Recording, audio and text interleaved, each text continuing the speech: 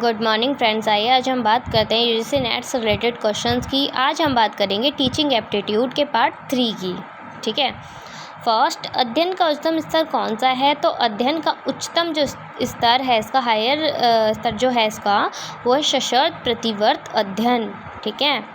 अच्छे शिक्षण के लिए क्या क्या अपेक्षित है? तो अच्छे शिक्षण के लिए निदान, उपचार, निर्देश और प्रतिपुष्टि क्या है? अपेक्षित है। प्रयोग में विश्लेषण में विद्यार्थियों की योग्यता में सुधार के लिए कौन सा उत्तम अध्ययन क्षेत्र है? भाई प्रयोग होता है हमारा, रिसर्च होती है, विश्लेषण होता है, उसमें जो स्टूडेंट्स के लिए जो योग्यता में सुधार के लिए है, सबसे उत्तम अध्ययन क्षेत्र आपका है विज्ञान।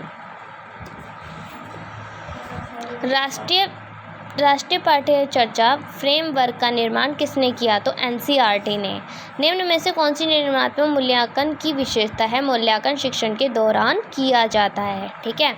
किस प्रकार के मूल्यांकन में अधिगमकर्ता की कमियों व कठिनाइयों की पहचान पर बल दिया जाता है? तो नैदानिक मूल्यांकन का एक पार्ट होता है आपका नैदानिक मूल्यांकन। उसके तहत कौन कौन सी शिक्षण पद्धतियाँ प्रत्यक्ष अधिगम के लिए उपयोगी हैं? तो तीर शिक्षण व व्याख्यान देना, मीन्स व्याख्यान का मतलब लेक्चर देना।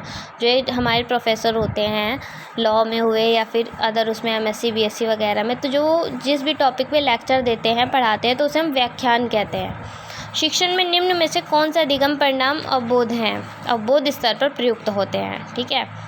एक शिक्षक द्वारा कक्षा में, पार्ट 4 है आपका, एक शिक्षक द्वारा कक्षा में सूचनाओं का अधिक भार बढ़ाए जाने पर क्या होता है? प्रतिपुष्टि में देरी होती है। प्रतिपुष्टि में कि भाई जब हम कोई भी जो टीचर है वो जब ज़्यादा ही मतलब पढ़ाई जो सिलेबस होता है उसका अधिक भार कर देता है, मतलब चाहे स्टूडेंट के समझ में आए या ना आए, पर उनको वो चैप्टर अलग अलग करवाता जाता है, तो उससे क्या होता है, उसके चैप्टर्स तो कंप्लीट हो जाते हैं बट स्टूडेंट के माइंड में प्रॉपर तरीके से वो चीज़ नहीं आ पाती, टॉपिक क्लियर नहीं हो पाता। प्रभावी शिक्षण व्यवहार का आधार क्या है? कम त्रुटि दर या उच्च सफलता को बढ़ावा देकर छात्रों के आत्मसम्मान और सकारात्मक व्यवहार को बढ़ाना।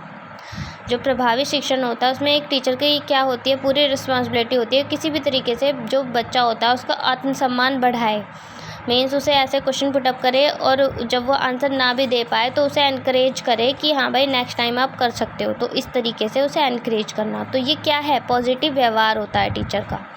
कक्षा में शिक्षण की वाणी के स्वराघात को क्या कहा जाता है? पराभाषिक। किसी शिक्षक के लिए सुनना महत्वपूर्ण है ताकि वह क्या कर सके? अधिगमकर्ता की आवश्यकताएं पूरी कर सके।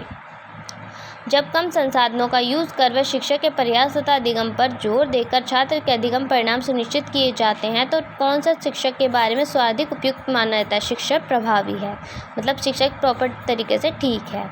चलिए, धन्यवाद।